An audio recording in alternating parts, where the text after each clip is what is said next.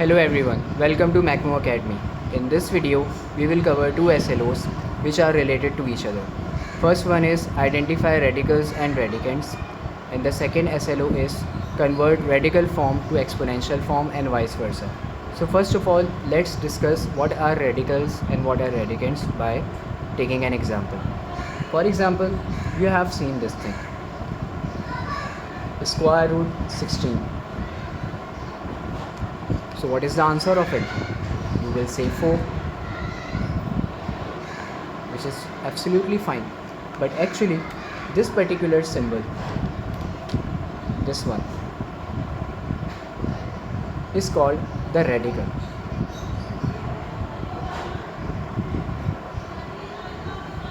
And whatever is written inside, right now it is 16, is called radicand. So whenever you will see this type of thing, it is called the radical form of the value or of the question. So for example, we have cube root of x minus 1.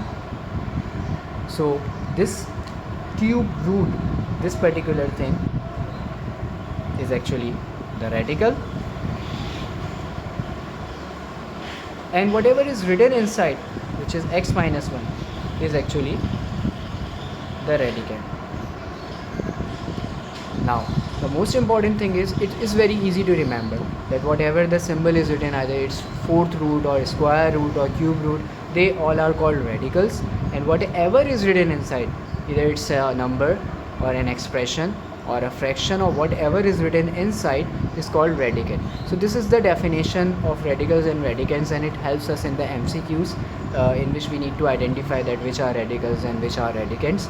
But why it is more important? Because it helps us in understanding the next SLO, which is convert radical form to exponential form and exponential form to radical form. Because you know that for example, if I will write square root 16, so I can also write square root 16 as 16 power 1 upon 2. Now I am not using any radical sign in it, so that's why it is called exponential form of this particular radical form. Now let's understand this particular thing by taking some examples. Now you can see these are the questions in which I have missed some of the exponentials form of the radical forms, and I have missed some of the radicals form of the exponential form. So now let's do it. For example, in this one, it is written cube root of x. So as I said, cube root of x, so I can write cube root of x in exponential form as, right, now you can see over here it is power 1. So I will write x power 1. Where will this 3 go? Remember, whenever we will move this number, if it is a square root, cube root or any root, so this number will always come in the denominator.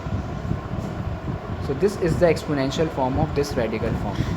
Now similarly over here, so let's discuss first radical form to exponential form, and then we will do these two as well, which is exponential form to radical form. Now over here you can see, again I will write y power 2 as it is, and over here it is written 6. So 6 will come in the denominator, which in simplified form I can write as y power 1 upon 3.